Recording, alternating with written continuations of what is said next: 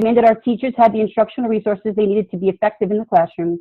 And also during my 6 years in the district, we have added the top-of-the-line smartboard technology into every single instructional space, hired additional teachers to continue and reduce class size, and we've increased our AS services and most impressively have implemented a one-to-one Chromebook initiative for each and every one of our high school students. This is what I believe just the beginning of what can be done here in North Babylon. We have made significant strides the last 5 to 6 years, but I also know that we can continue this journey of improving and enhancing our school district. And that is something I wanted to be a part of. I know I can contribute to, and I'm excited at what lies ahead for the North Babylon School District. I am asking all of you for your vote to allow me to be part of the challenging yet exciting years ahead. Thanks. Oh, sorry, Jerry Ann. Hi. Thank you. I'm sorry. Very unprofessional. Thank you, Jerry Ann, very much. Mr. Myers, can I call you Jeff? Do you mind if I call you Jeff for now? No problem, Ms. Trendelige, no problem. So, Mr. Jeffrey Myers, he's next. Okay. Hello, everyone. My name is Jeff Myers, and I am a resident of North Babylon since 1970, and I'm extremely excited to have an opportunity to run for the Board of Education. I've attended North Babylon schools from K to 12, and I've also was a teacher. So I'm very excited to see many parents of children that I have. I had Brittany and so forth, and I know that so many parents are here, and I've been in the district for 50 years. I've taught here for 17 years. I had 3 students of my own, my children, that 3 children that are students in North Babylon School District, and I am currently a high school principal. I think that is very important to look for someone that has the knowledge of the community, that has children in the district, that has an understanding of all of the ongoings of the educational systems. I think that my experience makes me very unique. I think that what I bring to the table is my experience as an educator, my experience as a product of the environment, and my experience as a parent with 3 children in the district. So I'm very excited to be part of this process and to have an opportunity to interview to be part of the Board of Ed. And I hope that my leadership experience and understanding of the educational and instructional processes will help me be a great fit for the Board of Education. And that, Thank you. Bob Scheid? Oh, Bob's muted. Why is Bob muted? I got it. No, I muted so you don't get okay. any Thank you. background noise. Bob Scheid, you're up next. Hi, and good evening. Thank you, Bridget, Chrissy, and PTA Council for putting this virtual Meet the Candidate event together so we can answer questions from the community. My name is Bob Scheid. I'm running for re-election to the North Babylon Board of Education. I've been a member of the North Babylon community for over 35 years. I grew up in North Babylon, attending Parliament Place, Peter J. Brennan, for those that remember when that was one of our junior high schools, and graduating North Babylon High School, more than a few years ago, to say the least. I then went on to Suffolk Community and New York Tech. I'm married to Kathy, many of you know her. We have 3 children who attended Belmont Elementary, Robert Moses Middle School before they graduated North Babylon High School. 2 of my children have already graduated college, and my youngest is going to be a college senior next year.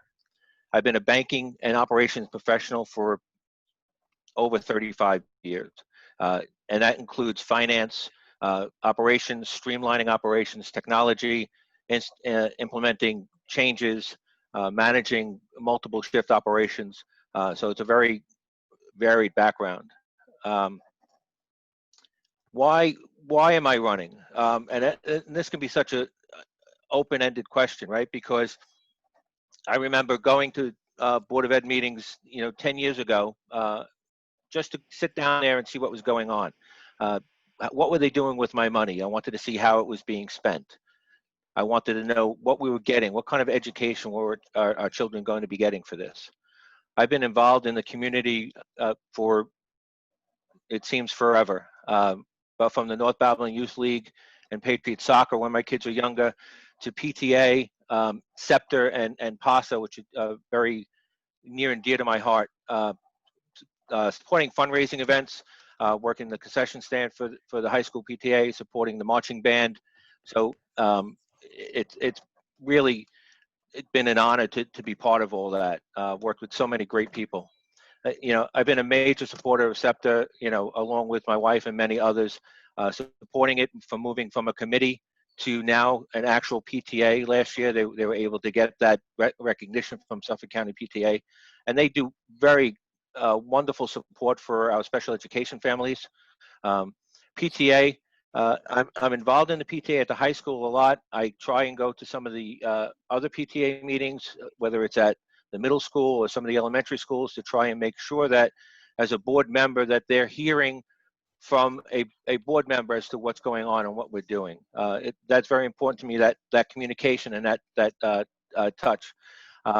Real quick, I've been recognized by the community, for the Unsung Hero Award and the PTA Council Lee Taddy Volunteer of the Year Award. So.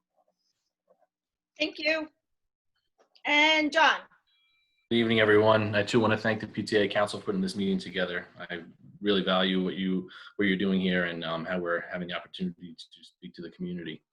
My name is John Schneiderwin. I've been a member of the North Babylon community for over 25 years, and I'm currently seeking re-election for Board Trustee for North Babylon School District Board of Education. These past 3 years have truly been an incredible and educational experience for me. As a first-time board member, it's been really great.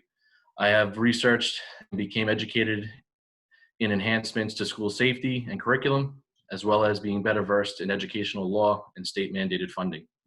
I currently serve as a board member for New York's Refit organization and chair the first and only coalition of millennial leaders throughout Long Island. I currently work for Suffolk County as a Director of Business Development and Communications for the Department of Economic Development and Planning, and I serve as the co-chair to the Hop Hog Industrial Association's Mentoring, Networking, Communications Committee, as well as being a member of the Hop Hog Industrial Association's Young Professional and Entrepreneurs Committee as a advisory squad member. I am the past president of one of our community's first civic associations, Parkdale Civic Association, and was previous board member appointed to the 17th Legislative District's position on the county's Citizen Advisory Board for the Arts. I'm extremely passionate about education, about the arts, and about our community. I have obtained my Bachelor's of Business Administration and Accounting from Dowling College and an MBA in Strategic Business Management from Hofstra University.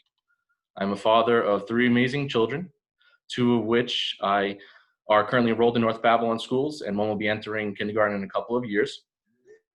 I coach both my son and daughter soccer teams through Patriot Soccer Club, and I can't wait for the time we could all be back on the field. It's killing me not being out there. My wife and I are North Babylon alumni and are incredibly proud of the education we received. We are especially proud of the work that our district is doing during this health crisis and how selfless and caring our district administration, faculty, staff, and community members have been. I look forward to continuing to serve our community in this capacity and finding ways to improve the academic opportunities for our students, ensuring that the safety of our students, teachers, staff, and administration are of utmost importance, and continuing our district's efforts in persevering through this challenging time. Thank you again for this opportunity to speak to everybody, and I look forward to your support. Thank you, John. Okay, now we will start with our questions. I will read the question. You'll have 1 minute to answer. Teresa, you start first with the answers. Okay. Everyone can hear me okay, right? Okay. If elected, what would you hope to be key accomplishments over your 3 years of Board of Education service? I can go. Yes. Okay, sorry.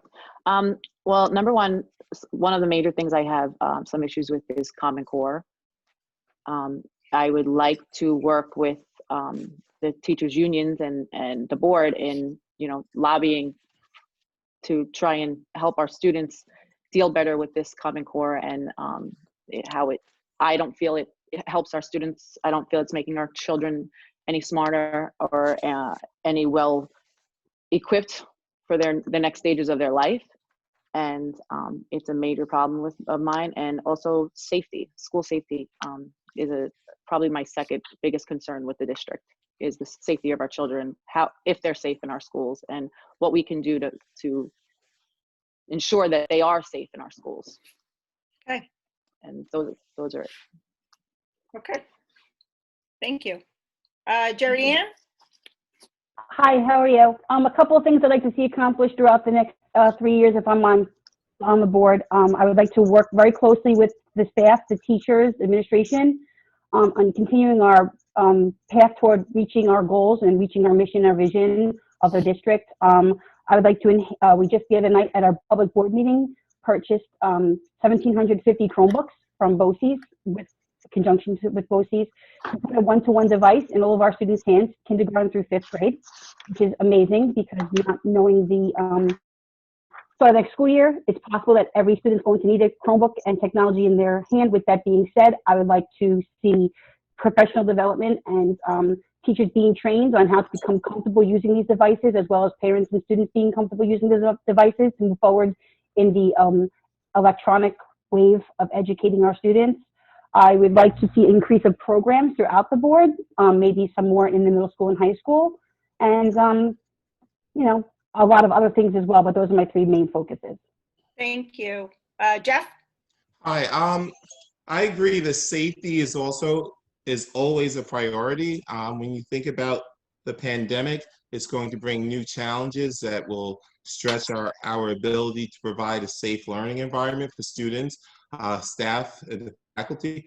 I'm currently in my position, I'm working on plans to repopulate the schools, plans for monitoring health conditions, plans for containment to prevent the spread, and plans for shutdown. These are things that I'm currently doing. Student learning, student achievement is always a priority, providing authentic instruction that's engaging for students. When you think about learning, how are we going to modify our units of study? That's work that's going to have to be done in order to support learners. And it was mentioned building our capacity for remote learning. I know we moved from the Common Core to the next generation, next gen learning standards. And when you think about that, you know, how are we going to implement that with the ability to provide it from a remote learning standpoint? So, and also mental health. Mental health is going to be something that's very big. Bridget, Chrissy's muted, but she's trying to say he has to stop. Yeah, Chrissy has Okay, to I'm unmute. sorry. No, you're good. No, I'm sorry, Jeff, but Chrissy's having a stroke over there. Yeah. I'm sorry. Unmute yourself. I only took 1 minute in the beginning. I only took 1 minute in the beginning. That's okay. Thank you. Will that carry over some time, Jeff? That's right. I don't want Chrissy to break her computer I know. screen. I'm sorry. It's Put fine. it Don't up. worry about it. It's a different time. Don't worry about it. Bob, So you're up. some real quick things, right? We need to further expand our curriculum offerings to our students, you know, especially enrichment. Whether, you know, we really don't have enrichment down at the lower grades, and we really need to get that there. But we also need more at the higher grades and at the high school. We've done some additional AP courses at the high school in the last couple of years. Kim Skillen has done a great job in adding that stuff. You know, so we definitely need to do a lot more of that. We need to complete the bond work, and I think we may only have the administration building left after 3 years. So that's going to be a very big focus of the board. Safety is absolutely a concern, and we have plans for doing some safety improvements at all the schools. We need to integrate technology further into the classroom with the students, and we, you know, and we need additional technology courses for them. And we can't do that without providing the training for our teachers. So we need professional development for them too. So you know, that's like some real quick hits.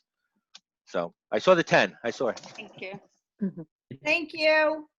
John. All right, so 3 key accomplishments over the 3 years. I definitely would want to concentrate on continuing to advocate in Albany and meet with our local state legislators to ensure that the district receives the state aid we deserve, especially with the governor's recent comment about potentially reducing it by 20%. It's definitely a focus of mine in the next 3 years if I'm reelected. I also want to continue to focus on ensuring that our facilities are possible. You know, there's a lot of advancements in technology that provide security for our facilities. Love to pursue that more and really develop some great strategies and implement them in the 3 years to ensure that that happens. And then finally, for my third would be to enhance students' enrichment opportunities. I was a product of SEEK in elementary school, and I'd love to see that program come back. And I also would love to see more electives in the high school to increase opportunities. Awesome. Thanks. Thank you. Just to let everyone know, the meeting was capped out at 100 participants because that's what the Zoom account let us. So we are recording this for other people that cannot be on, and we apologize that we can't have everyone join, but it's a personal account, so that's what we get. Okay, next question, Jerry Ann. What is your stance on Common Core testing, and what actions have you taken to support the opt-out movement? Anybody who knows me knows for me for the last 5, 6, 8 years, I have been a huge person that does not believe in the Common Core high stakes testing. I don't believe what they stand for. I have 2 children, like I mentioned earlier. Neither one has taken the test from grades 3 through 8. I have been to Albany numerous times. I have protested on the steps of the office. I have worn green laces. I have worn T-shirts. I believe children should be tested. I believe that we should be data driven, but I believe that we should test them on their ability. We should test them on grade level, and we should use that data to drive our instruction. The tests are not written on grade level. The teachers do not receive the data from the testing, and the test does not drive our teachers' instruction. So I feel that they're purposeless. I feel like it's a money-making scandal, and I am 100% against the New York State standardized testing grades 3 through 8. Thank you, Jerry Ann. Jeff? I guess most of us are pretty much on the same path.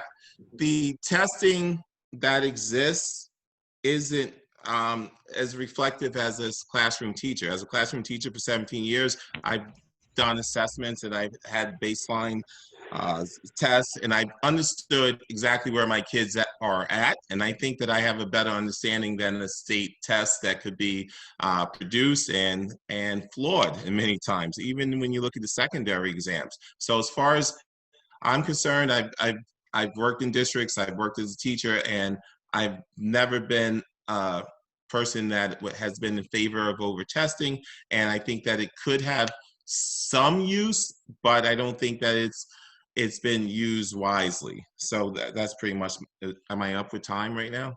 But Good. Thank you. Bob?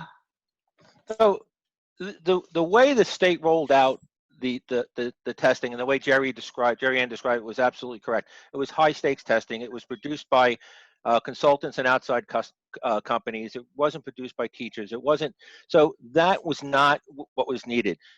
We do need, and Jeff touched on this, we do need standardized testing, and that's how we compare ourselves against other districts, whether across Long Island or across the state. But the way it's done is completely incompetent, right? We threw out Common Core. At the same time, we threw out high stakes testing, and then we tied it to teacher performance. You know, you can't do all that. Standardized testing has a place, and we need it. What we don't need is this, 3-day testing that just goes above and beyond what's needed. So definitely it should be all based on teachers. They're with the students every day. So okay. Sorry. It's all right. Don't worry about it. You can finish your thought.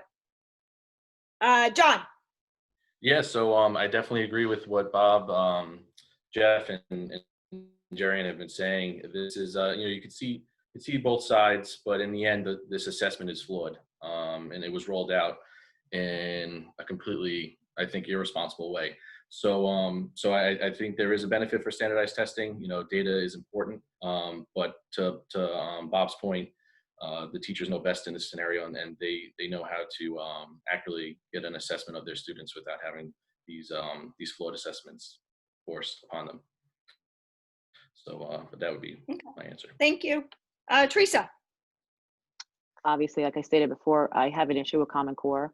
Common Core was not a thing when my oldest started school, and it became a thing while he was in school. It does not reflect how my children are learning. It does not reflect how my own children, what they're being, what they're not. They're being taught to pass a test. They're being taught to take this test. And I do feel teachers should be, there should be some level of grading on teachers. Like in any profession, everybody should, they have to do their fair share and making sure that all of our children are being educated, even if there is no Common Core, even though there is no those standardized testing. There should be some form of grading for teachers. I don't feel it should be based off of a test that, so many of our children get so stressed out over anyway because they are being stressed out. And if you, as a parent, if you choose to opt out, then sometimes you feel like you're not doing your due diligence to make sure that your children are doing their work and absorbing things. But a lot of parents don't know what those tests entail, and they don't understand. And I didn't understand until it was explained That's to it. me. Thank you, Teresa. Okay, Jeff, you're next. Hi. Okay. Parents are very concerned about safety in schools. While there has been a great increase in security on all levels in the district, it seems the elementary school level has tighter security than the high school level. What are your thoughts on increasing security on the high school level? I think increasing security on any level is a good thing.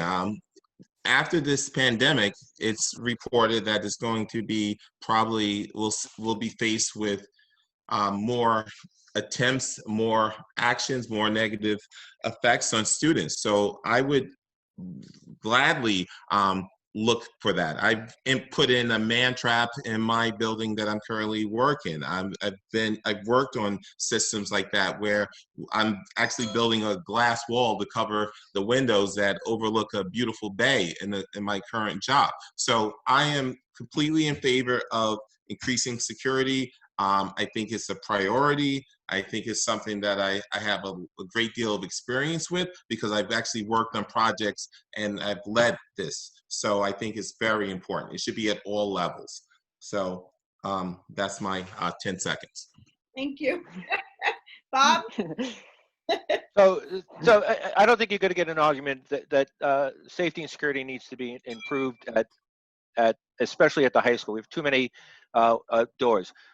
We have been working on plans, the building committee at the board, which I'm part of, on setting man traps in all the buildings. We've had plans, we've revised them, we've gone and checked out other schools to see what they're doing. So those plans are moving forward, and the money is there to get that done.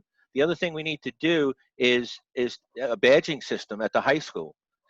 So we've talked about doing something like scholarship, or something where you have to have a badge to get in. So you're gonna, and that'll be tied to, entering and exiting the building. So, and every student would have one, every staff member would have one. So, there is so much work to be done, and I think the community is right to tell us that we haven't gone far enough, that we need more. We need to do more. So, definitely, need to do a lot of work on that. Thank you. John? Yeah, I agree 100% with Bob. I've been able to sit on those building committee meetings my first few years as board member. And, if you think about it, people who work in financial settings like Bob and I, or I used to, and even where I work now, in order to get into the building, you need to have a key code or a badge, and that's just a basic level of security. So I agree with Bob that scholarship or a program similar to that provides our student, our faculty, and staff with these ID badges that allow access to the building would be a good start. But there's definitely more we could do. There's programs out there that help monitor the access points of a building, which I think is something that is definitely worth an investment. Like Bob alluded to, we have a lot of entryways and a lot of exits, and at any given time, somebody's walking down the hall, they see somebody waiting at the door, they're trying to be kind, they open the door and they don't know who they're letting in. So it's definitely one of the major aspects that I want to focus on in the next 3 years, ensuring that we tackle. And as well as the double door vestibules, the man traps that Mr. Myers alluded to. Thank you. Teresa? Well, like I said before, this is another one of my key points. I just feel like we've had enough time to prepare for this. Why hasn't anything been put in place yet? We've known this has been a problem. Other districts have put the things into effect, the double door traps, the security booth outside. Obviously we have unarmed security guards, so it's really just more targets for the active shooter to come in and shoot, with the security that we have in place now. When I know one of the people just stated that there's a lot of entryways and exits. I from what I was told when my son was in the high school, when I brought this up, was that every exit and entry is being guarded by a security guard. So I don't know why that we would need the double doors or why somebody would open the door for somebody, because they should be locked out. There should be a security guard there.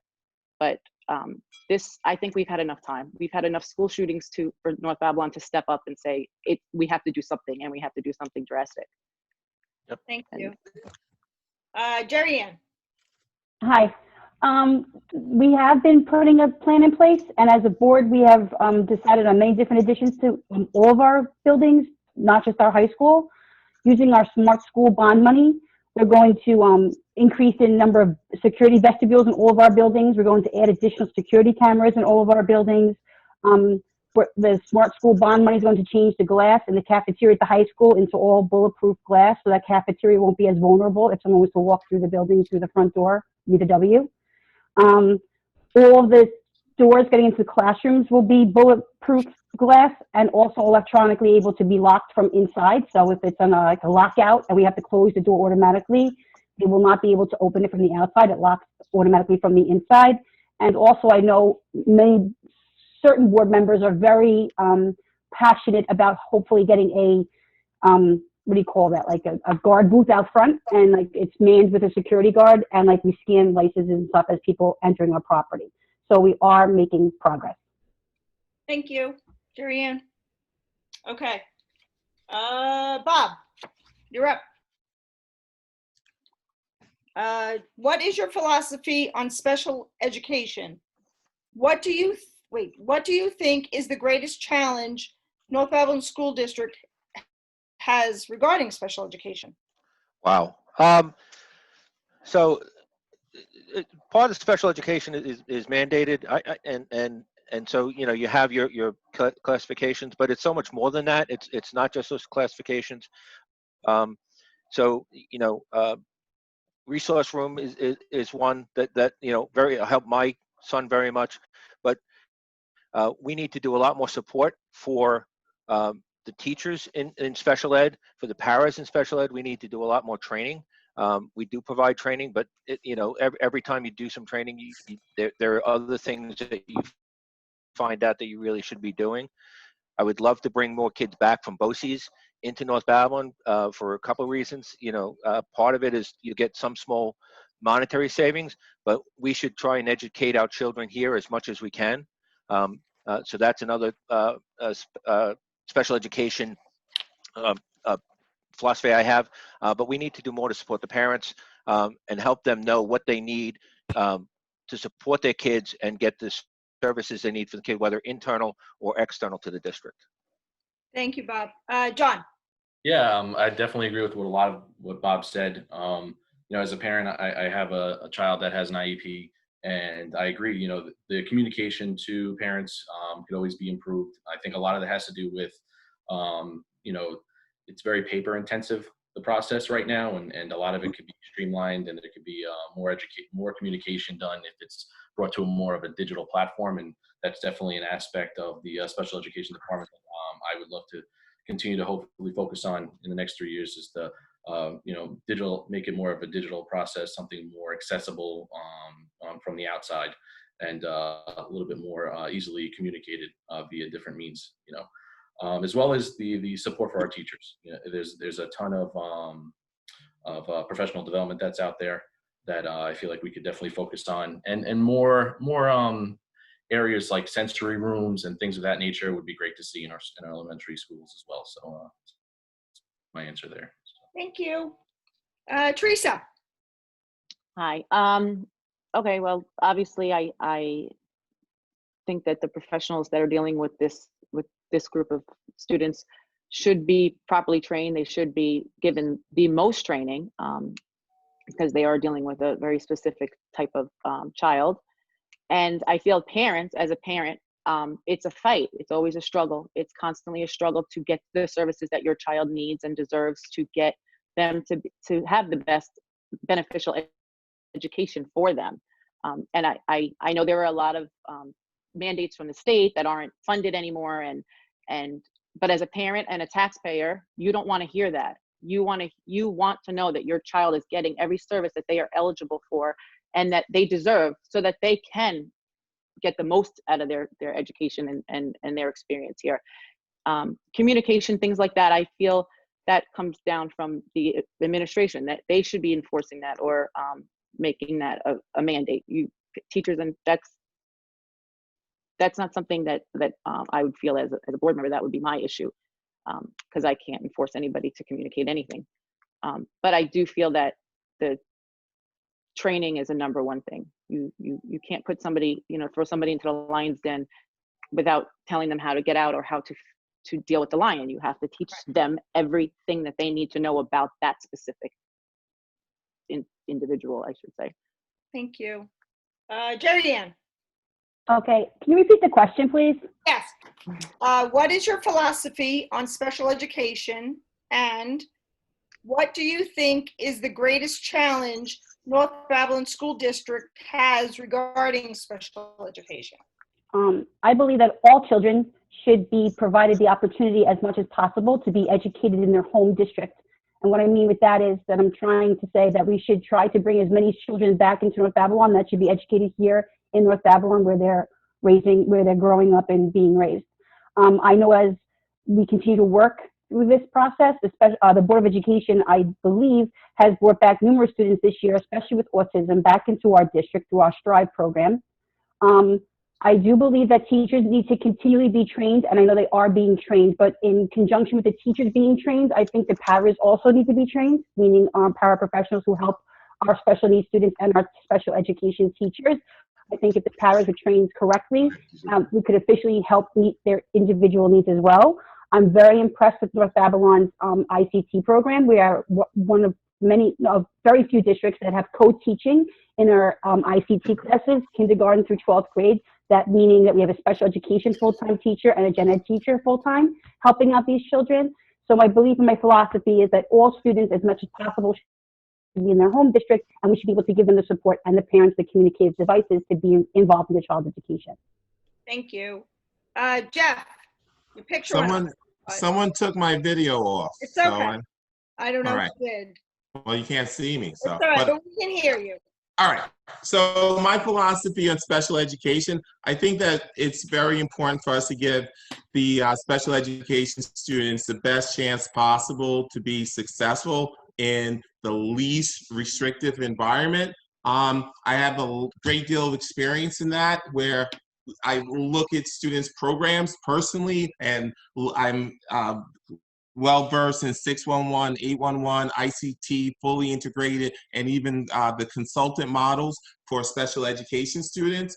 And I think that what I would like North Babylon to do, what some other districts have also done, is to even bring in programs like the Challenger League, with the special ed students actually participate in sports. I've offered, personally in my job, I've offered students opportunities to take music, to take band, to take all these different types of programs where they feel like they are completely part of the school. And that's something that I think is really important for that child to get everything possible that they need, and not to just be a one-size-fits-all. Maybe they're not fully ICT. Maybe not fully, maybe it's a consultant model where they're just getting a resource room. These are all things that I would look for as part of my philosophy.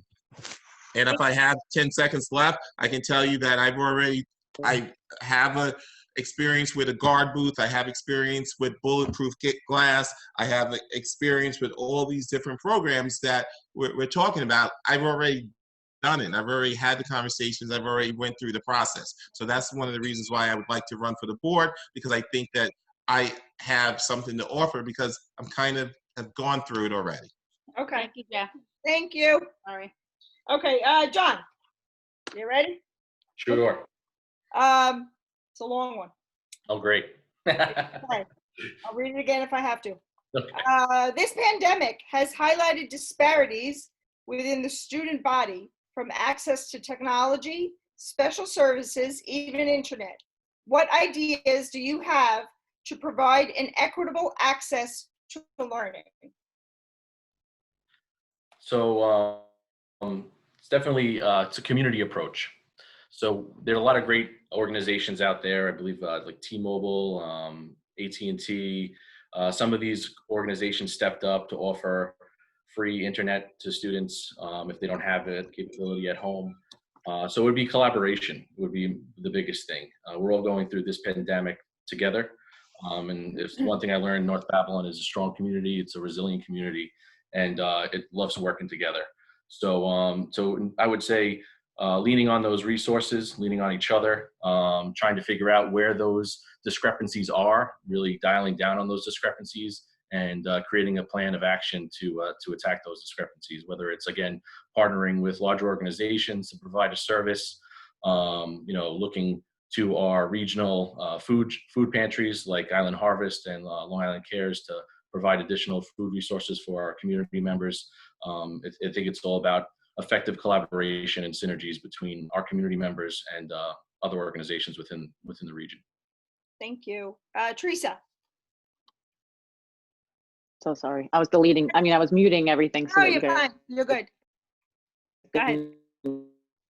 can hear my dog. Everybody, different place. I can speak on myself that I work during the day. So I went back to work in the middle of this pandemic, and it was hard to try and make sure that my children were doing what they had to do.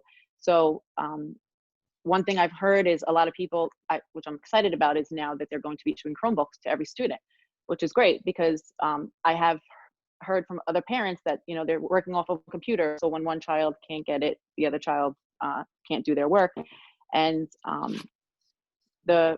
before we touched upon the communication, and I have to say that I've had really good experience with my own children's teachers during this whole thing. And I see that there's a food pantry up at the high school. So I feel like they're trying, the district as a whole is trying to touch base with everybody. It's just a matter of whether or not at this point, if anybody is still have their ears open because of the frustration and the level of frustrations that we've all gotten to. That's really all I'd have to say about this. We could never be ready for something like this, and we could just do the best that we can, every one of us. Thank you. Jerry Ann? I'm sorry, Bridget, can you repeat it? Because it was very long. Yeah, I know. Yeah. It had many Okay. parts.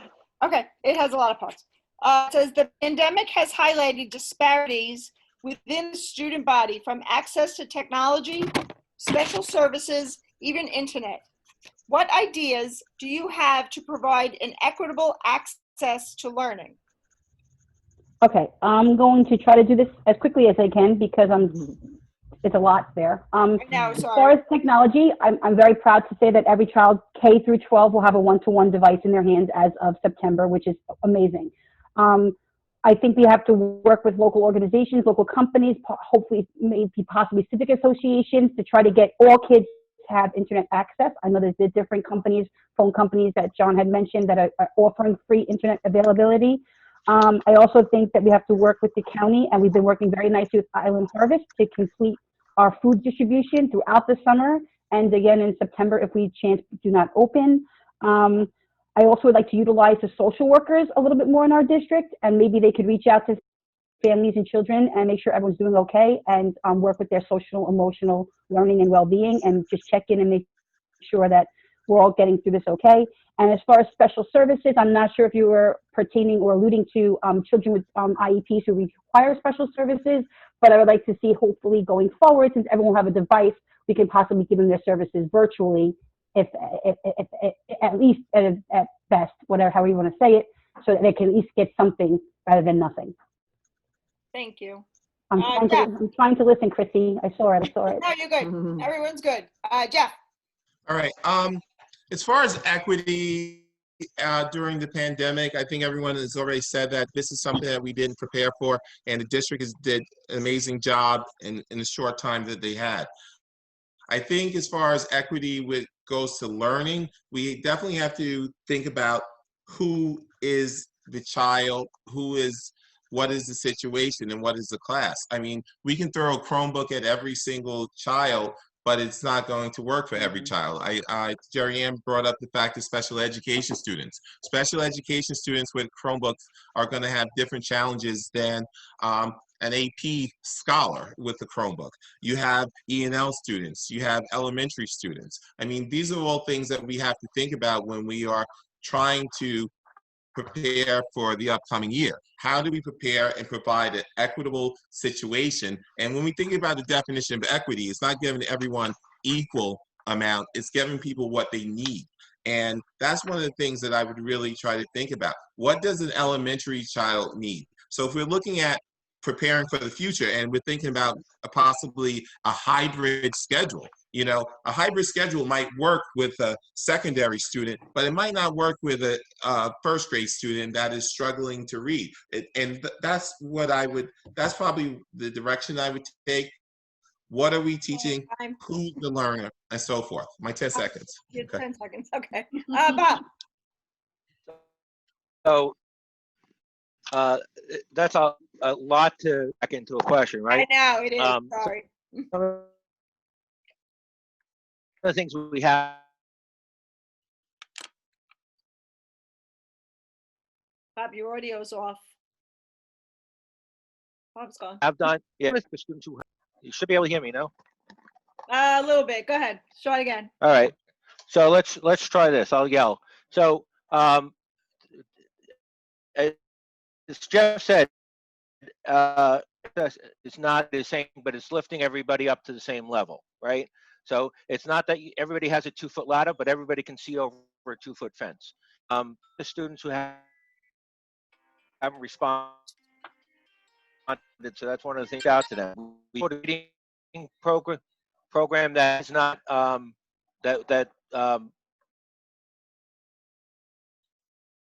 it does no harm to this. Maybe we can use some additional after school activity. No, can you guys hear me? Not really. No, Bob. I'm sorry. You're in and out. It's his internet connection. Yeah. Yeah. I'm gonna have to get somebody off the internet. Pick someone off. But yeah, we can after school activities, right? So maybe we can use our buildings because we have Wi-Fi in our building. So maybe we can do something there, teaming with the youth center where they can get kids in that maybe can get access to internet that might not have it at home. The one-on-one Chromebook initiative is very important, right? And it gives them a tool. It doesn't solve a problem. So the other thing is we're looking at an implementation committee for the fall, and that's one of the things that they're going to have to tackle. How do we enter buildings? How do we make sure that we're socially distanced? What rules is put on this? So we've talked about that at the last meeting. I think we've mentioned it in the last board meeting, but that's something that's going to be very important for us to be able to define what learning is in the fall. Right. Thank you. Sorry. No, my internet, not yours. Okay. Teresa, we're back to you. Serving on a board of education is a commitment that can be time consuming. What changes will you have to make or have made to meet this commitment? I can go. Okay. Yeah. Well, like I said, I gave up my position last summer, and now I have really nothing but time at this point. I won't really have to change much up because there isn't much going on here in the evening times. My job is a administrative function now, and it will stay that way. And I work steady tours, so I'm around. Okay. Darian. Being on the board for 6 years, I've already established a stimulus that kind of allows me to kind of sneak out when I need to. I've been on this board since my children have been in elementary grades and before my son was even in school, basically. So Yes. that was the biggest challenge in their babies. But now that they're in 9th grade, 7th grade, I'm a teacher. My day ends at the workplace by 3 o'clock in the afternoon. I'm home here by 3:30. The last 6 years, I've made myself available. I think I might have missed 5 meetings at most over 6 years. I've come into district office at 7 a.m. to do quick votes, sometimes in my pajamas, Bob, but I've done it work. I've made the time. My husband's a fireman in the city, as I said, so his schedule is easily adjustable. So if I have to do something and a meeting I have to make and my kids have something else I need to do, he's able to flex it. I also have a great group of friends who are able to help me with carpooling and whatever. So I really have no problem, or I see no problem in making time to be where I need to be when I need to be there. I've been doing it for 6 years. Thank you. Jeff?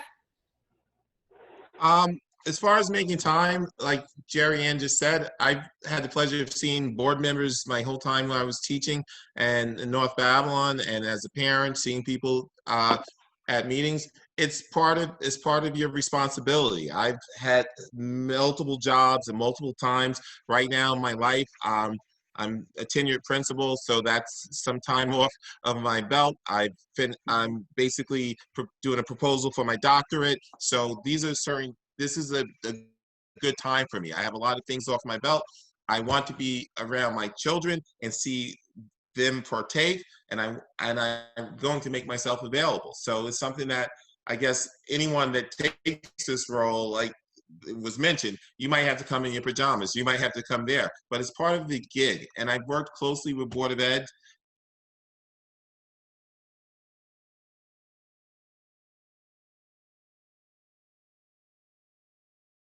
I know that I've been on, I think, 8 years now. So it's important to make the time, right? And I think everybody, you won't be running for the board if you're not going to commit to the time. It's a lot of reading. So there's a lot of stuff that goes on behind the scenes. So you see us at meetings, we spend an hour in exec session, an hour maybe in public session. We do a couple hours of workshops, a couple times a month. But it's all the reading material that you get, all the research that you have to do, that you have to commit to, and you have to, make that a priority. But you also have to be committed to all the other things that we do, right? All the concerts, all the ceremonies, which is actually, if anybody else gets on the board, you're going to love the ceremonies we have. I mean, they're so touching. PTA meetings, right? So we have to make sure that we're working with the PTA, that they understand what we're doing, that we can communicate directly with them, and we don't have to be relying on them reading off the web. So, you guys have seen me all over the place, so I don't think that's a problem. Thank you. John? Yeah, so I learned early on to make time for things that are important. And when I was going to school in high school, I worked 2 jobs because saving up for a car and education was important to me. So I made sure I worked 2 jobs during high school. When I went to college, I was working full time. I went to school full time. So I have a lot of experience in making sure that I make time for something that's as important as being a board member. I also had 2 children, worked full time, and got my MBA degree. And again, that was because I know how to prioritize what's important and commit to those things that I have responsibility for. So I have a pretty great grasp on attending board since I've been on the board for the past 3 years. I see myself being able to do that moving forward. And it's not just the board meetings. There's a lot of commitments that come into this when you are on the board. I make sure to attend the SCOPE events, the NISBA events, the Nassau-Suffolk School Board Association events, to ensure that North Babylon has a presence at those organizational meetings and to learn as much as I can. All right. Jerry Ann, you're next. Hi. Okay, this is about students in the dual language program. What is your vision for the dual language program expanding to the other elementary schools, and how does this program continue in the middle school and high school? Okay, so the dual language program was started because the state had given us a mandate that if you had X amount of students in per grade level district-wide that were non-English speakers, we had to give them a dual language setting. So it was started in kindergarten, and then it kept looping, and I believe we're up to our current 4th grade has the dual language. I could be wrong, it could be up to 3rd grade, but I'm pretty sure we're 4 or 5 years into it by now. I do know it's a rather expensive program to run. The teachers are far few and in between, so sometimes we have to even hire them outside the regular pay scale to make them come to us because we need the teacher. So supply and demand happens there. I'm not sure if we could financially make it happen in other buildings, although that would be awesome if we could. My belief is that all children by the end of 5th grade will be bilingual in Spanish and English, being able to read and write in both languages. And so as far as bringing it to the middle school and high school, by the time the children get to that grade, they'll already have been bilingual. So I'm running out of time. Chrissy held up the sign, so I have to stop talking. Okay, thank you. Jeff?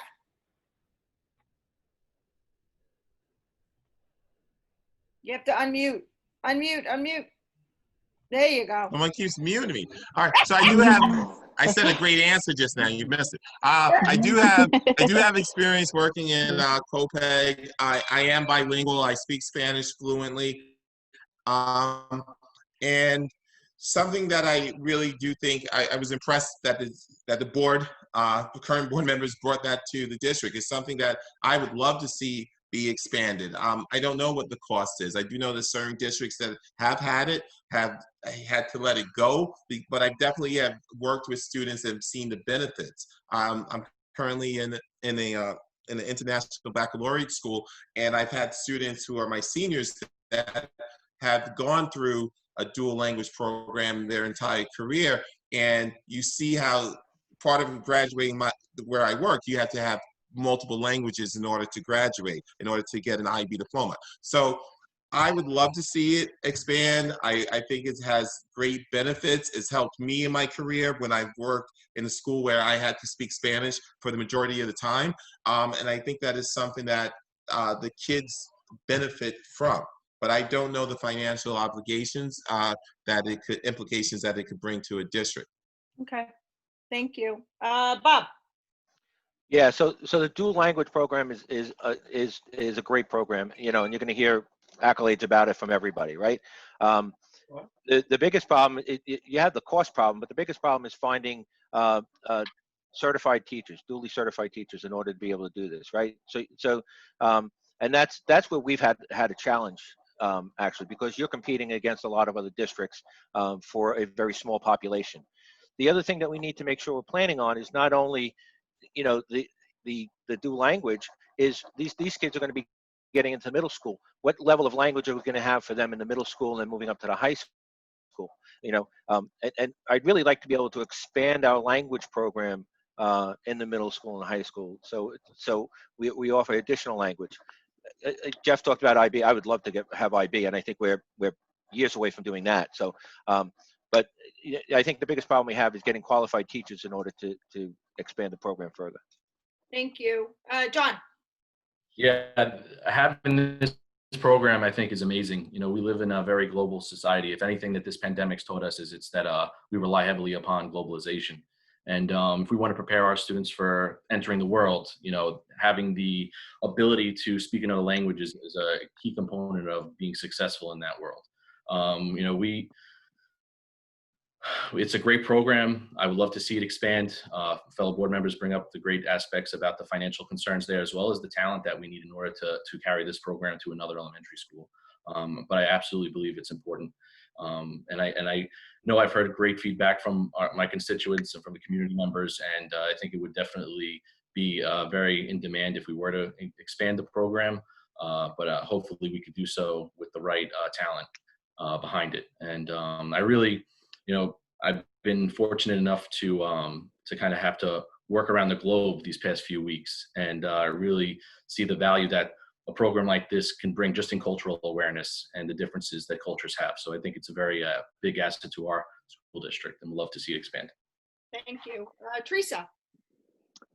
Well, as far as the dual language program, I'm obviously not privy to the financial burden that it brings upon the district, because I haven't been on the board. My vision would be, if it's a sound choice, would to not just offer it to mainstream children, to also to offer it to our special ed students as well, which would obviously benefit them as much. Me, myself, I did take foreign language, middle school and high school. And I remember a couple years back going to a semi-protest at the one of the board meetings because they wanted to lower the grade for foreign language. And my question now would be, these children that are coming in at kindergarten, first grade, second grade, what happens when they get into middle school? Are they going to be put in the same class as, say, my seventh grader who never took Spanish? So I would assume that's a whole nother class and it's a whole nother course. So financially, I don't know if it's sounded that it's going to happen, but it would be nice to see it. But like I said, I don't know the financial part of it at all because I've never been privy to that. Thank you. Okay, Jeff. How would you address the need for interpreters within each of the schools for parents who do not speak English? Again, this is something where I think my experience is going to be helpful. As a principal, I brought in a program called Proprio, and Proprio is this program through basically BOCES where you can actually have, it's a service that you can call 24 hours a day, and they actually translate for you. So this is something that I've been using for my teachers for a few years, and it's something that if in the case where you don't have an interpreter on site, you make the phone call and they're provided for you. And I think that's important because with the language, you could communicate. I mean, there's several people in my building that speak Spanish, but when you think about some of the other foreign languages, it's difficult. But I can call someone right now and they can speak Mandarin, and that's for a low price. And this is one of the things that I think that I could be helpful with a district is because I've done all these things and I've have a lot of experience in how to navigate and how to support our families that cannot communicate with our teachers because of the language barriers. But Proprio is something, if the district does not have it, it's something that they should get. Thank you. Bob. So that's fun, right? You know, we do a lot of things with Google Translate for forms and stuff for parents and families, right? We don't do a lot of interpreters. So, and with the way technology is today, the price point can't be that high, and Jeff alluded to that. It can't be that high, and you can do it remotely, right? So you can do it through a Zoom session or a Skype session when the parent is there. So it's not like you have to have set up a meeting where they have to come to the school, and that increases the cost. So I think it's something definitely we should look into. We haven't. I don't know if there's been a big need for it, but I think it's certainly something that we need to explore and see if we're not serving the needs of the parents. Because certainly if the parents don't understand what we're asking, then they can't support the kids to do and all the learning that needs to be done. So. Thank you. John. Wait, you're muted, John. Thank you. Appreciate that. So, this goes hand in hand to what we were talking about earlier. It is an extremely important aspect. We have high population of, very diverse population in our school, and we need to make sure that we are able to communicate with each one of those students and their parents effectively. So whether we do, I'm not 100%. I believe we might have a program like Proprio, but I'm not 100% certain on that. But I would definitely having the ability to collaborate with other school districts that have the same need and could potentially also lower our expense if this is something that we could have a shared service on, potentially work through BOCES for. So it's definitely a component that we should be focusing on if it's something that we don't have already. But I definitely hope that we do, because if we have a need for it, this is an easy fix as far as ensuring that we communicate most effectively to the diverse population that we serve. Thank you. Teresa. Okay. We actually, I utilize this. It's called the Language Line.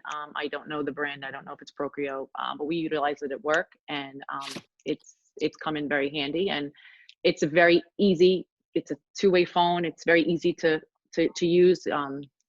Very user friendly, and I can't imagine that it's expensive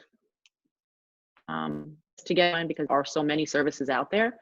But obviously, everybody needs to be served, and regardless of what language or where they come from. If your child is here, the one thing that you need to know is that you're expressing your feelings to the school, and the school is expressing their feelings back. And you, I do believe from what I had read that we do have Procreo in North Babylon schools, and it's accessible to everybody. From what something just came across my Zoom here, I don't know where it came from, but so I'm glad to hear that. As far as interpreters go, you can. I am sure that the district could hire interpreters or have teachers that are interpreters to stand in during IEPs and things like that. I don't know financially. I don't know if we have the funds available or if it's something that we're already doing. Thank you. Jerry Ann. I do know for sure North Babylon uses Proprio. I remember asking a question, I believe it was in public session when we were doing the dual language, possibly even the LOTE presentation. I can't remember correctly. I do know that 51% of our community speak a language other than English. And Spanish is not just the other language kids speak. We're talking about French, Hindi, Creole. So we have Proprio to interpret phone calls if teachers need. We also do have, I asked specifically if we have a Spanish-speaking person in each building, because I know where I work, let me just make this personal for 1 second. My class has 25 kids in it. 13 are ELL learners, English language learners, and 12 are not. So this hits home to me personally, because I think it's very important that we communicate with the children correctly and also with their parents. So this is something I have a lot of knowledge upon. All of our robocalls are translated in 2 languages for our 51% that we need, and all of our online PDFs that we post on the Babylon website are in both Spanish and English.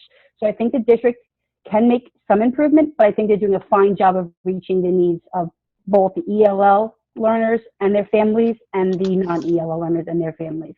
Thank you. Okay. Bob. What do you consider some of the more difficult issues that some students may face in school these days? So I think especially with this pandemic, they're going to be facing a whole bunch of different issues that we've never seen. And we're going to have more support, from psychologists and in the buildings helping them out. But they also not only need to do that for the students, they need to do it for the staff, because the staff is going to be needing to support the students. So it's not just, hey, let's get additional psychologists in to help support the students because of everything that they're going to go through out of this pandemic, but let's make sure that the teachers know what the students are going through. We need to give them the tools and the checklist to say, hey, if you see this going on with the student, it might not be that they don't want to do the work. They still could be, adversely affected from what went on, over the summer and the spring with the pandemic. So there's a lot of things that we're going to need to do, and I think it's going to be a lot that we haven't seen. So we need to support both ends, both the staff and the students. Thank you. John? Could you just repeat the question again? Yeah, absolutely. It said, what do you consider some of the more difficult issues that some students may face in school these days? Yeah, I mean, well, one of those is that they're out of school, so it's that's a huge issue right now, and I think the capability to assist them in learning virtually is a huge component of what we can do to help them and the challenges that they're facing. But also to Bob's point is the mental health. There's a lot of unfortunately, unlike when I went to school. When I left school. Now when kids leave school, there's social media. There's a lot of platforms out there that, whatever happened in school follows them home. So it's, I think, best preparing our students for how to deal with that emotionally and mentally would be a great way to help a challenge that I feel like a lot of students are going through. So yeah, I would say a greater focus on social emotional learning and also mental health would be a great way to help in those challenges. Thank you. Teresa? I think it's one of the biggest issues is going to be the norm. What was normal to kids before is not going to be the normal that they're coming back to. And our children, mentally, physically, everything, it's going to be different, regardless of how well they handled this last couple months. And we're going to have to make up for what was lost educationally in these months. You know, our kids learn a lot in, you know, March, April, May, June, and some kids are going to go back in September and they're going to be overwhelmed with what they lost, what they didn't learn, what you know, where their friends are, and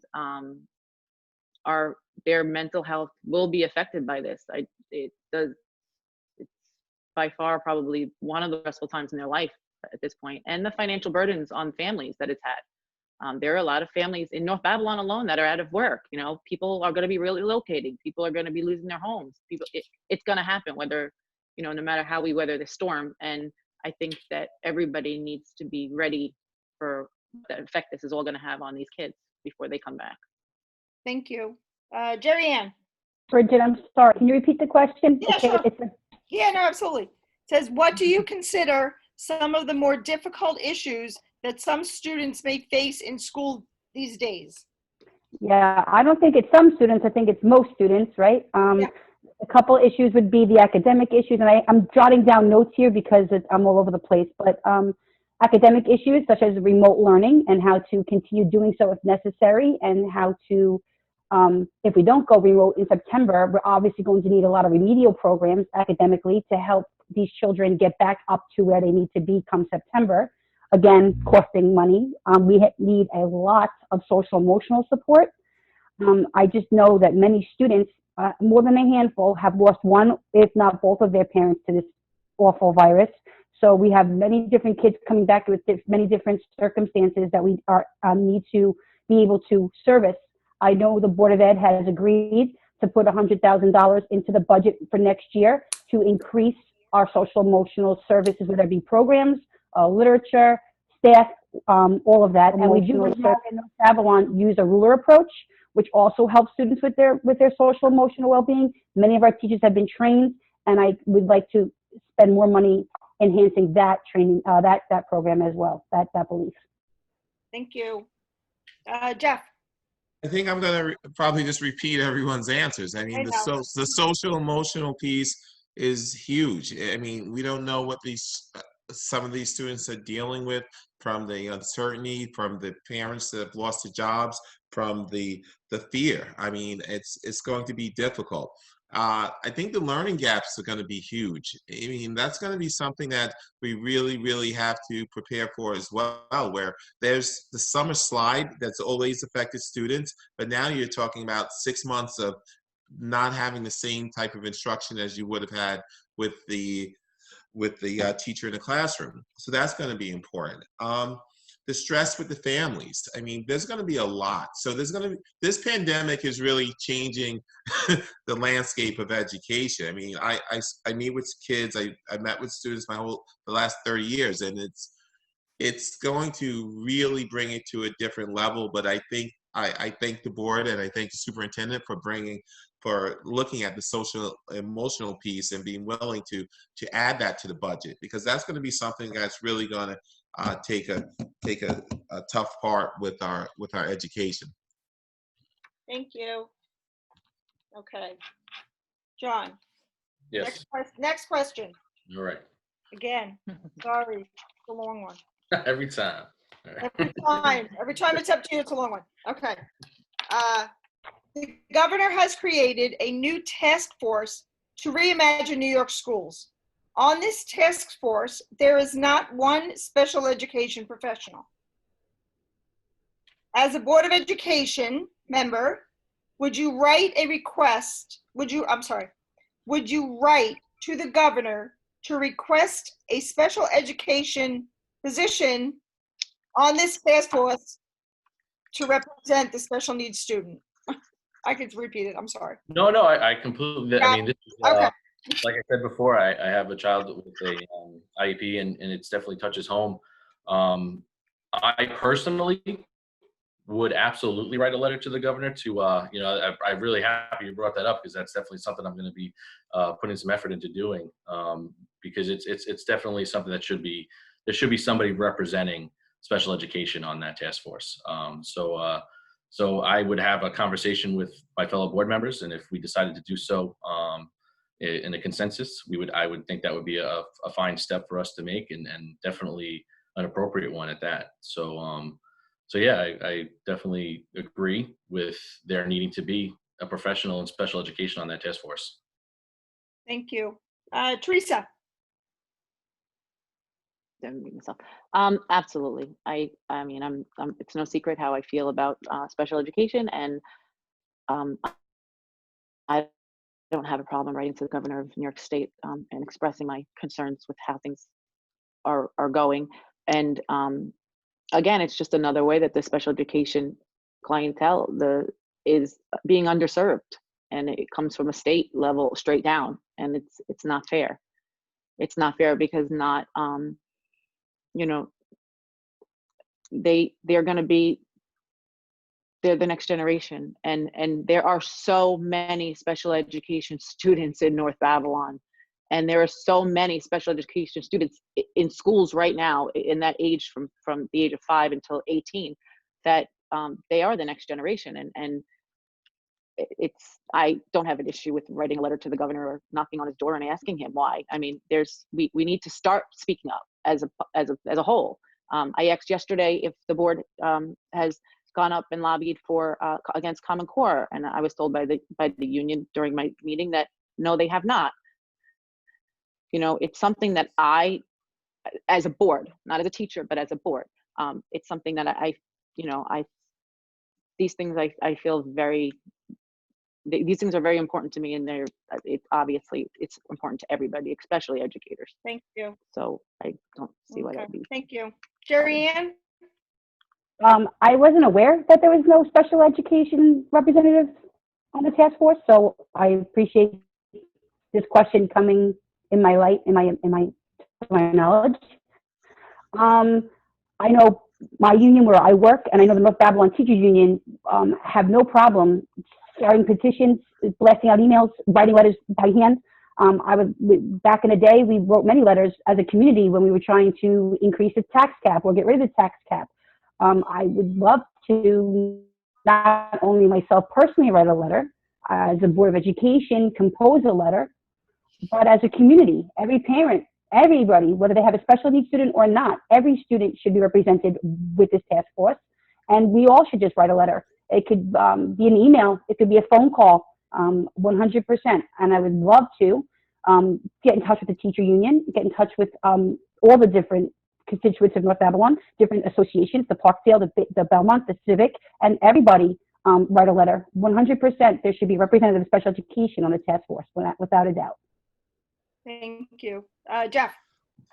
I'm glad to hear everyone is in agreement. I mean, it is shameful that they wouldn't consider to have all families and all students represented. I do know that when APPR first came out, they didn't really think about having teachers involved. So I'm not really, shocked by that. But of course, I would definitely be in complete support of writing petitions, writing to whomever to show that I'm not happy with that situation. And I think that that's very important as a community to do that because it's all students.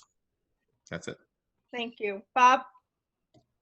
Yeah, so right, you're going to get 100% agreement, right? Yes. Yeah, it's unbelievable that they wouldn't have at least 10% of that made up of special educators, teachers or administrators with special education background. I mean, it's unconscionable that they would do that. That's such a big part. I mean, we're about 15% special ed in our district. And that you ignore that entire population is I just can't believe it. But we'd have to you write the governor. So we have a legislative committee. They will draft a letter. The board can send it, but not only to the governor. It has to go to our legislators. Jerry spoke about all the community, whether it's the PTAs, the business community, and get them to support this because, and then we can get the letter writing campaign from the community.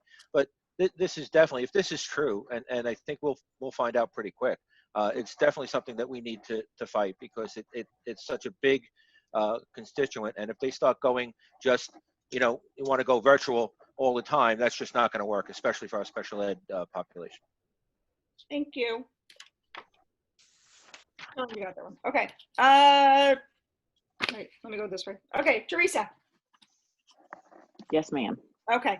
The Board of Education, The Board of Education just instituted a new grading policy because of the pandemic. How do you feel about it and why? I have mixed emotions on it. The reason being, from what I've seen from some parents that have essential workers that had to go out to work every day and fight during, not during this pandemic, that they may not have been on top of their children and making sure that they were reaching their full potential. So the fact that their grades are being, I believe it's 0 to 64 is getting a 65, and then it's moving up. But from what I understand, from what I read, was that 0 to 64 is getting passing. On the other hand, I feel for the students that are straight A students and have been really working their butts off, and they may get penalized for this. I don't have a strong position against it or for it. I don't think it's fair to some, and the whole situation is not fair to others. I don't know enough about it, and I'm not gonna lie. I haven't read everything I should read about it. I quickly buzzed through the email that I had gotten, and but I do think we need to take every child's home life into consideration, and whether or not they had the proper necessity to the necessary tools to do their work. And I don't think they should be penalized for that.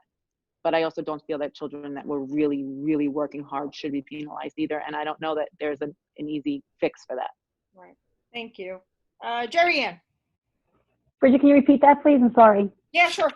The Board of Education just instituted a new grading policy because of the pandemic. How do you feel about it and why? I obviously agree with it because I voted for it, right?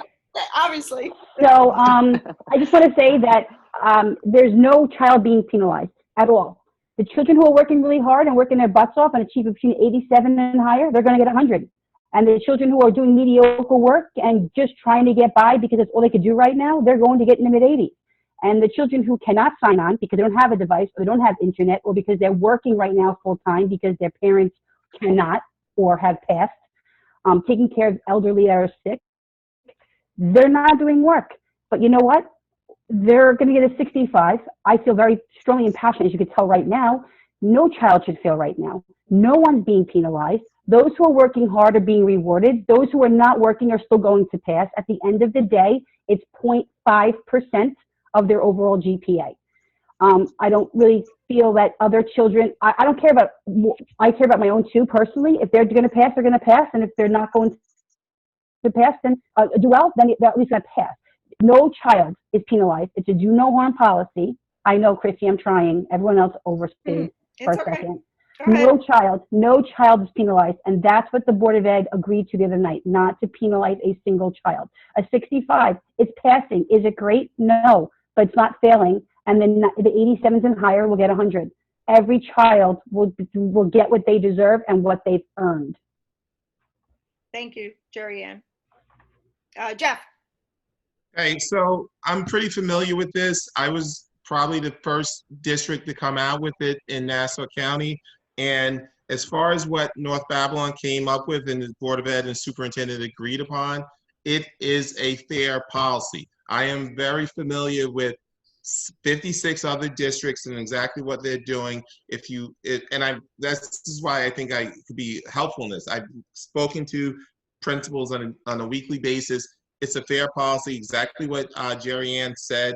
It's a no harm policy. That's kind of how I labeled it. I think the only issue really is how it was rolled out. I think the certain groups might have felt that they were not part of the conversation, but as far as what the district did, the district looked at our policy, the superintendent reflected upon it, and they made adjustments. When the policy first came out, you had 24 hours to make a decision.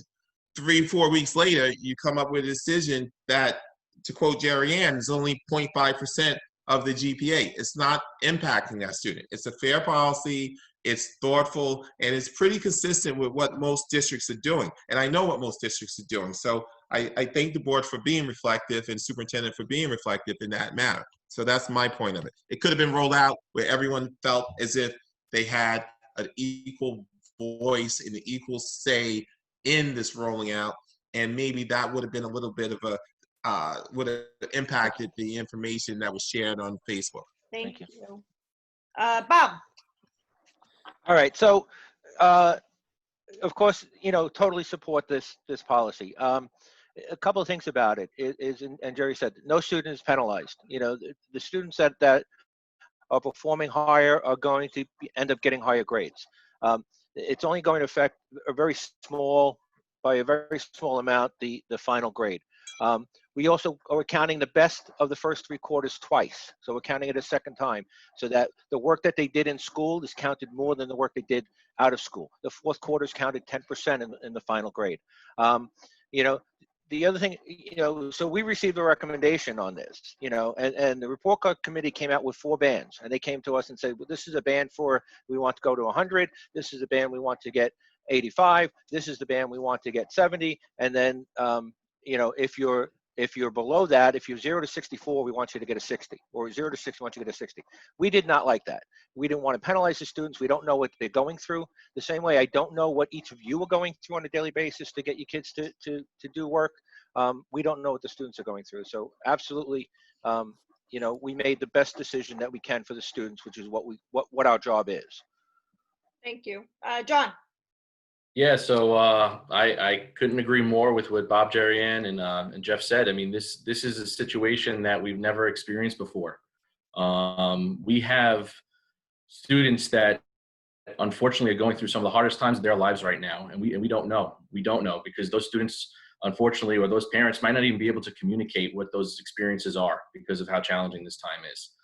So a do no harm policy is absolutely, I think, in my opinion, and obviously in the board's opinion, was the best way to go. And kind of what Bob was alluding to, there were 4 bands that were presented to us and recommended to us, and we thought about this hard. We spoke with the central office. We were aware that there were other districts that were implementing similar policies, and we do our research. Like Bob said earlier, there's a lot of research, there's a lot of paperwork that we're reviewing on a daily basis. And that research is integral in the decisions that we make, because we only have a short period of time to have those discussions in front of everyone. So I absolutely agree with this. I could see if, the way it was rolled out was harmful, in my opinion, and to this policy. And we're hoping that through making more people aware of the truth behind it and the facts, more people will come to understand that it was a good policy. Thank you. Okay. Jerry Ann. Yes. Ready? Are we almost done? How many more questions are there? You know what? There's a lot, but I've done this. This is my 3rd time doing this. This is like, I'm not sure if it's because it's virtual and it's just going on and on and on, but this is like never ending. Just saying. I'll do a couple more. And then you guys can make your closing statements. How's that? It's 9. Are we allowed for the rebuttal, as you said in our guideline? Yeah. Okay. Everyone will have an ending. Yes, I'll ask a couple more. Like I said, trust me, there were a lot. So I'm trying to pick and choose. I'm trying to pick and choose ones that are different subjects, and that'll give everyone the best overall answers. Sort of, whatever. Okay. Anyway, next question. This one is about. What is this one about? It's a very long one. I'm not going to read the whole thing. Okay. If school does not open in September, how will the Board of Education work with the district and the teachers to set up a live remote teaching plan to better educate our students? Okay. So there's been much discussion, some of which I can't share because it's done during exec session, but we are trying to plan moving forward already, because we all know the chances of us starting in September remotely is pretty well up there. As far as the teachers and the students and being able to use their one-to-one devices, I believe we said it the other day in public meeting that we would like to start training everybody, teacher, staff, this last week of May and all of June, so that we can hit the ground running in September and be well ahead of the 8 ball, which is amazing. We are well ahead of the game right now, having a one-to-one device in every student's hand. While I know a computer is not the be-all and end-all of education, I'm an educator myself. Children are not learning behind a computer the way they are learning while in the classroom. But unfortunately, that might be our only choice come September. As far as live instruction goes, I'm very iffy about that, only because of a lot of the legal issues that come in to that as well. I'm not saying we can't do videos and teach over videos, but to have a live instruction on a computer where the teacher is live and being able to be seen, and okay, Christy, and all other students are in the room like we're in the room right now, Yeah. you know, we have no idea what's going on in the background, and it really can become a very a legality issue for us. So there's a lot of discussion going on. We are looking into everything, and I believe at the end of the day, North Babylon will do what's right for everybody, the teachers and the students. Thank you. Jeff? Okay, so as far as live instruction goes, I can say the same. It definitely is not always going to be the best fit for every situation. I would look at possible options within a district. I don't know what obviously I'm not on the board, so I don't know if the board has discussed the possibilities of looking into other buildings. I don't know if they discussed the use of P.J. Brennan. I don't know if they discussed the movement of Belmont because it's not filled to capacity. I'm not sure if they've had conversations about looking at a 6-day cycle when you flip the classroom and you perform basically a hybrid model. I'm not sure if the school district is looking at an A-B schedule with the elementary schools and trying to account for childcare and so forth. These are things that I'm kind of dealing with now. So there's a lot of different strategies that you could probably look at and see what classes actually in the secondary could be offered remotely, and not all classes. So that's some of the things that I would start to toy around with and work with administration and work with the superintendent to see what do we have within our infrastructure that we can actually reach out to and say, maybe we want a 9th grade center and pick a building within the district that we can make that happen with. So these are things that I would look at. Thank you. Bob? So there's going to be a lot, right? We're not sure what it is. We've started some discussions, and some of the things Jeff talked about and Jerry Ann talked about, you can have A-B days, right? A-B groups. You could have things like, especially in our 6th grade, where you move the teachers and not the students, things like that minimize interactions in the hallways, things like that.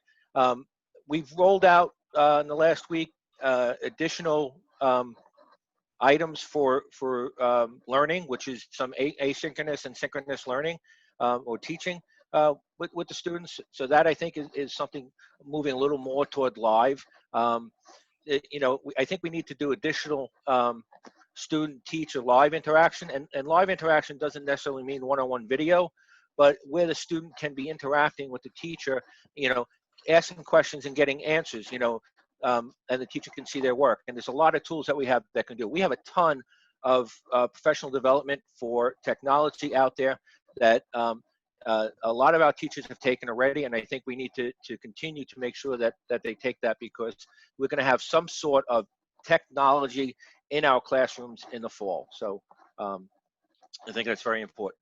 Thank you. John?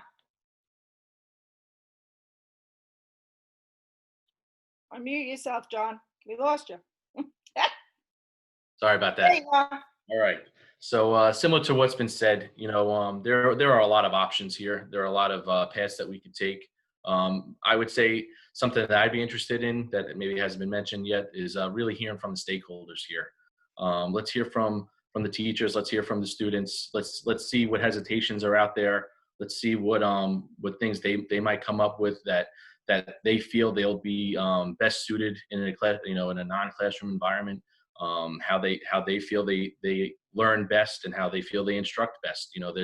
There's a lot of discussion that still has to be had. There's a lot of collaboration that still has to be had as well. So as a board member, as hopefully a board member after this vote, I'd love to have an effort to ensure that discussion's being made and that we hear from our stakeholders who are going to be, as far as impacted greatest in this particular advancement.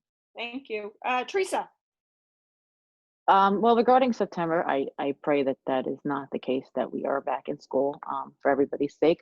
But obviously, we've all read in the papers and read online, and all these different plans that they have, these split sessions coming in on Saturdays. They said that the New York State, I believe, teachers union, they discouraged the unions from doing live videos for legal reasons, which I totally understand.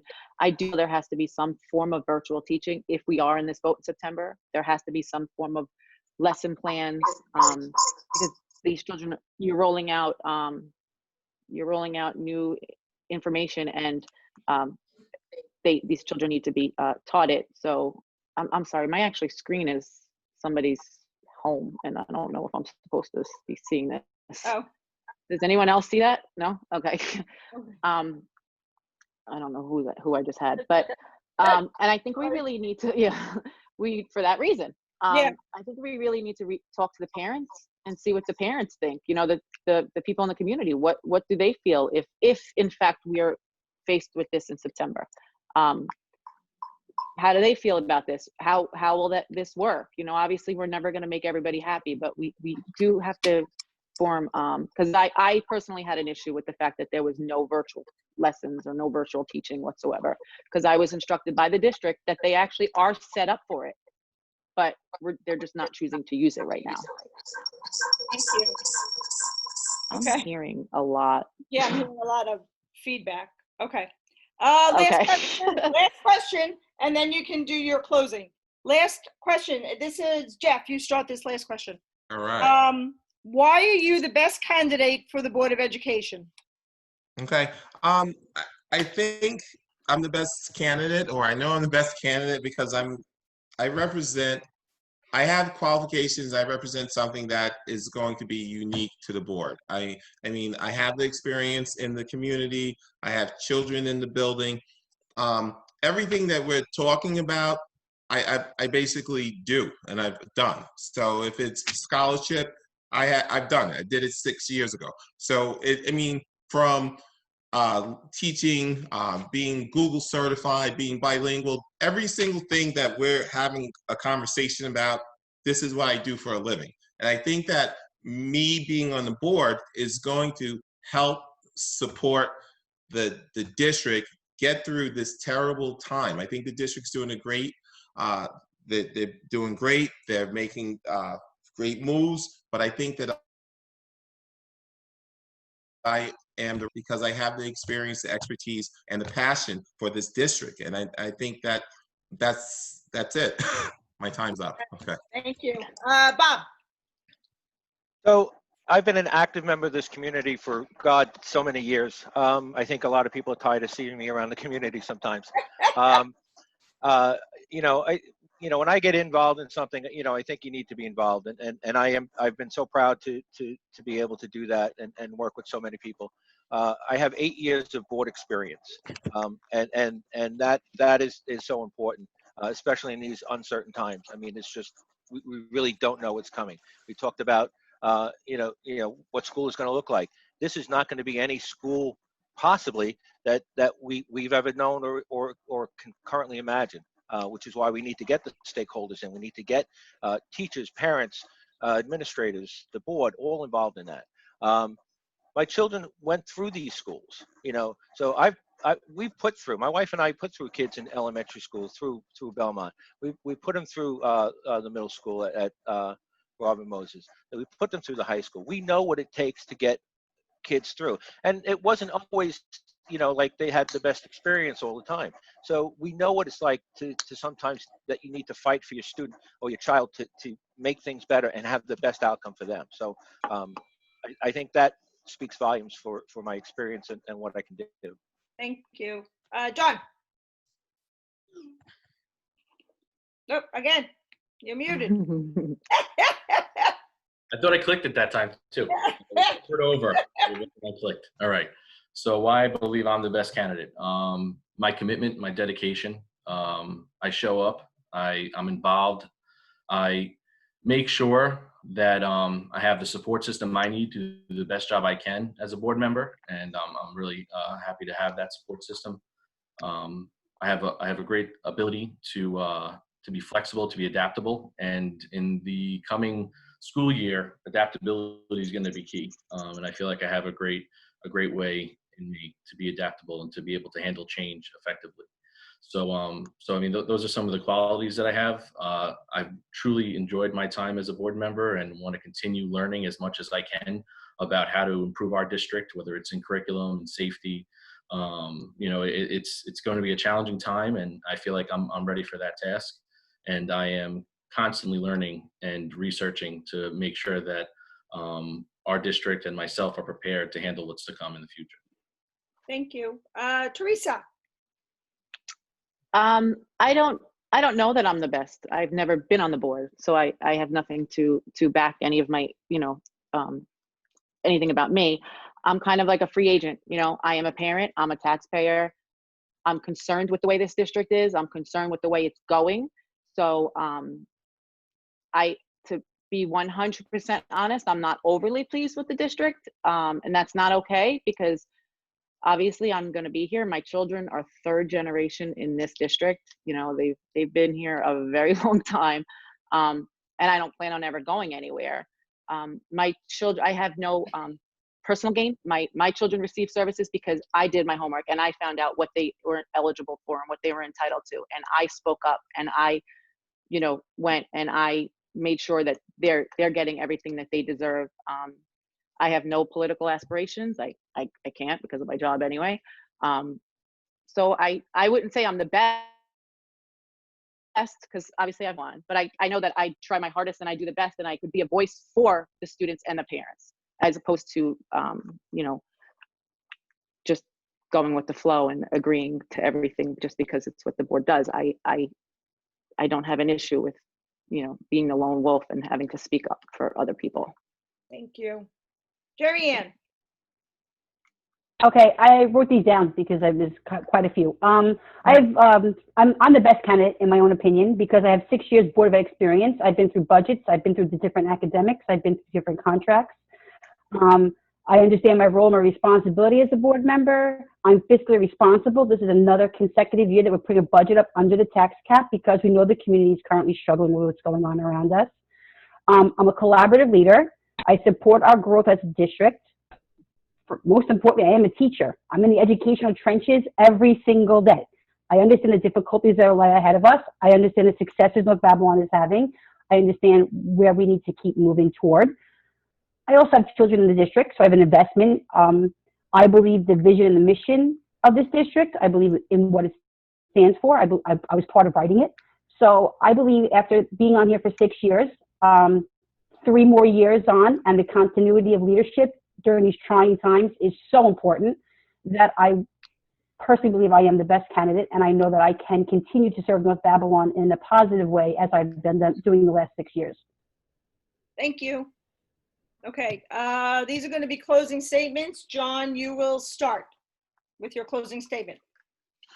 All right, so I want to thank the PTA Council again for hosting us. This was I'm really happy that this happened. I was upset when I first heard that it might not, and I'm really again glad that we had the opportunity to speak to you and the community and answer some great questions that were asked. You know, closing statement kind of stole my thunder with the last question there, so it kind of goes hand in hand with why I feel I'm the best candidate. But when you elect me, you're going to elect somebody who's fully committed to this district, to all the students in this district. I've pride myself on my ability to, although it might be hard sometimes, not to just focus on what my children are going through in the district, but to focus on what's going on as a whole, and to ensure that everybody's children are being treated equally.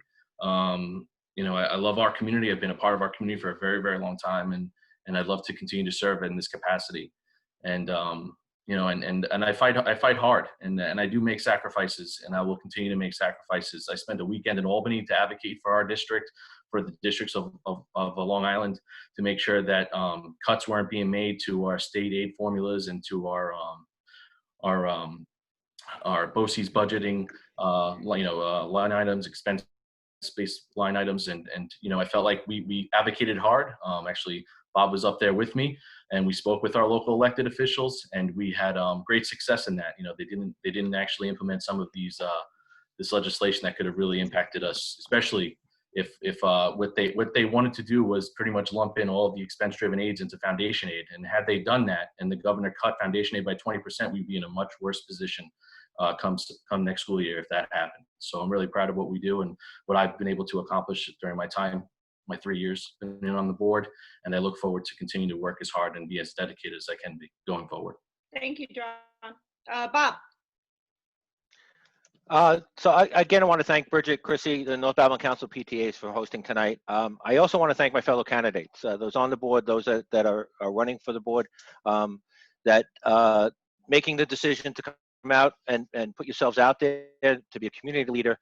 And most of all, I want to thank the community for participating and asking a bunch of really good questions.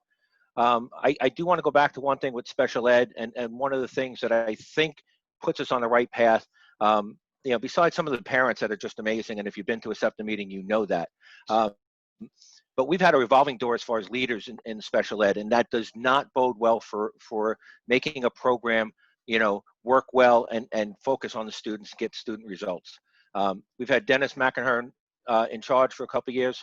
I think he's making really great progress, and I think that having that stability in the leadership there is only beneficial to our special ed program and our special ed kids.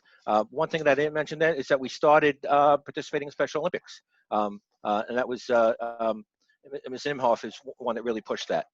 I'm running again to finish work that we've started. I'm very proud of the work that we've done at the board, the way we work together, the way we listen to the community, the way we listen to each other, and we'll give each other a strong point of view. We have no problem, disagreeing with each other.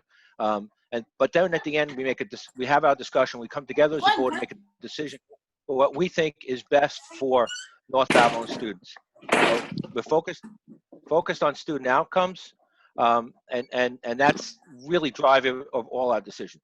We've worked harder for all aspects of student learning, and I want to be there for the implementation committee of what we're going to do in order to open the schools. I'm proud of the SEL program that we've implemented. I'm proud of Challenge Day, PS I Love You Day for all the anti-bullying, the Do Language and Low program, the bond work that we're doing is so much, the technology improvements with smart boards and Chromebooks.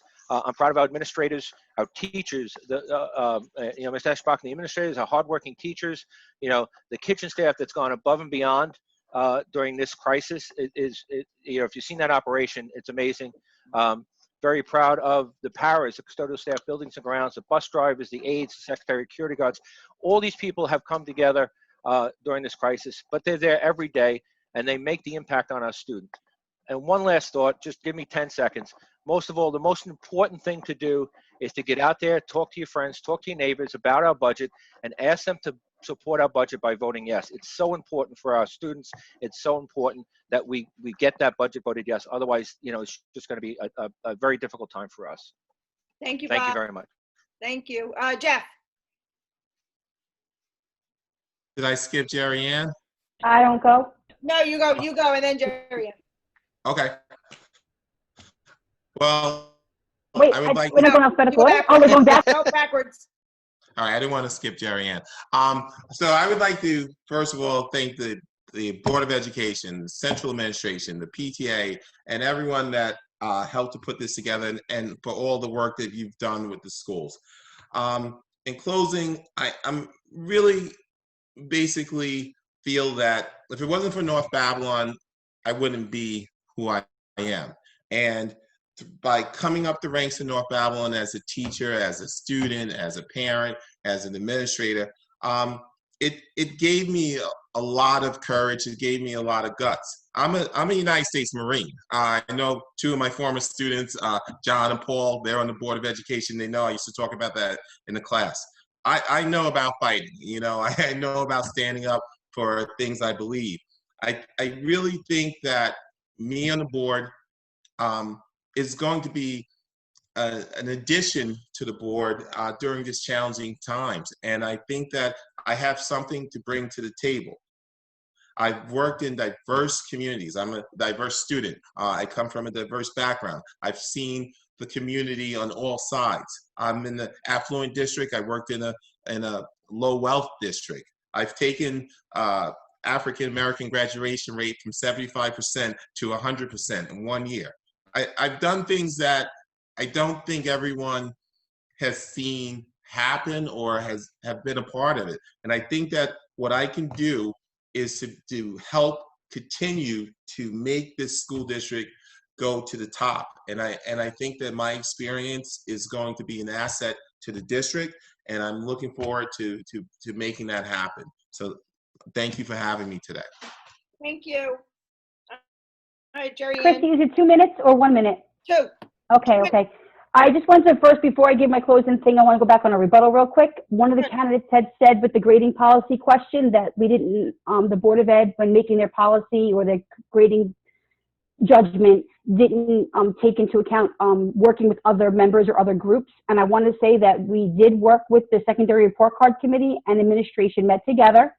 They came up with a plan. They thought would work best. Administration brought it to the Board of Ed, and the Board of Ed tweaked one band of the 4 that we thought was in best interest for every student in North Babylon. And that was the grading policy of 1 to 59, we get a 65 and not a 60.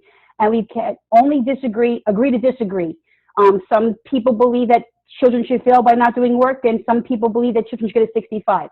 But we did take into consideration what other groups had talked about and mentioned, and we just, as a Board of Ed, as your elected officials, we thought it was the best interest of every student in North Babylon to not fail anyone. So we did listen to what the greater whole was.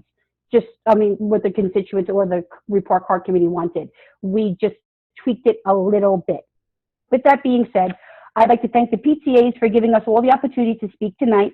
And I would like to thank each and every one of you who took the time to sign in and participate here tonight. I wish we had this many members in our Board of Ed meetings. During these uncertain times, the continuity of leadership is more important than ever.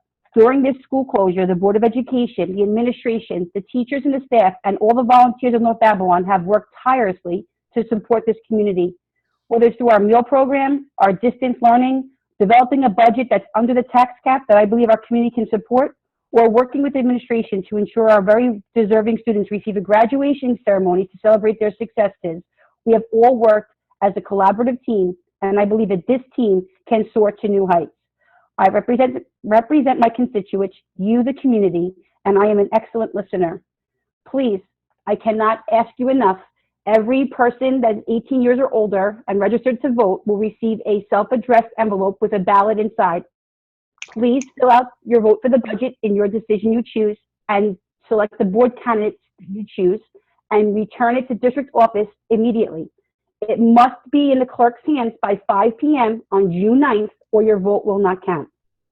As of now, the Board of Ed is discussing purchasing a mailbox so that you can drop it off in case if you miss a mail-in deadline. But if the ballot is not received by 5 p.m. in the district clerk's hands, it will not be counted. Please, everybody, during these trying times, stay safe, stay healthy, make your voice be heard, and make sure you fill out that ballot and return it. Thank you, everybody, for giving me your time. Thank you, Jerry Ann. And Teresa, last but not least. Okay, you can hear me, right?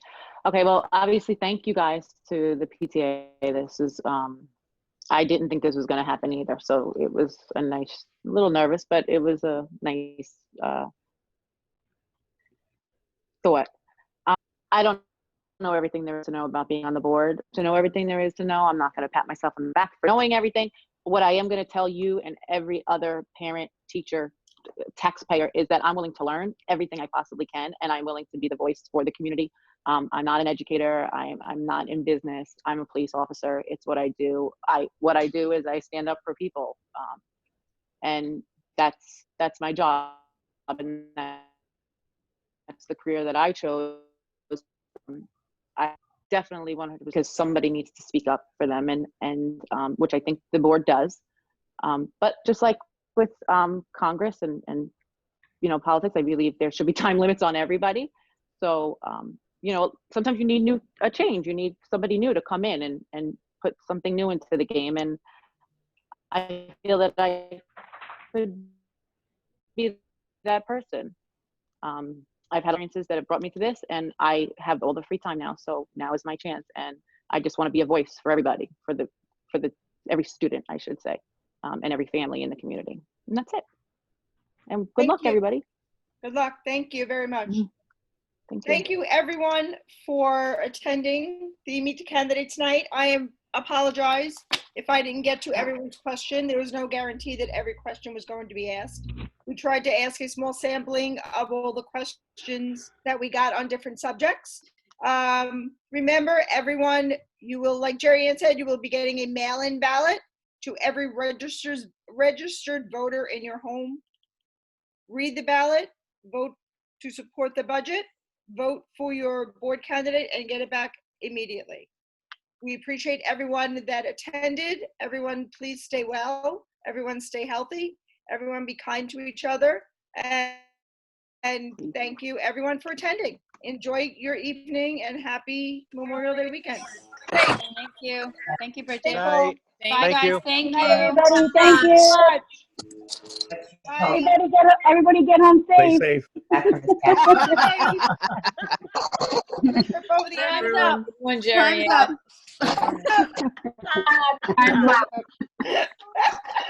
Great job, Thanks, everyone. Sharice. Have a Thank good you, night. Bridget. Thank you, everyone. Will you post the recording for other people to listen to? I don't know how to do that. I don't know how to do that. I did record I the don't know how to whole, do that. I'll figure out how to do it. Yeah, because there was a couple of Thank you, comments asking.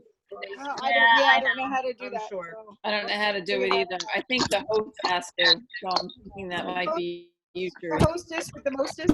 Just with the hostess. Thank you. Good job, everyone. Thank you. Awesome. It was very good. I'll look it up and try to. Not for nothing, but we should really look at doing something like this next year to somehow get this stuff televised. It's a great idea. It really is. It was very informative. It was you know.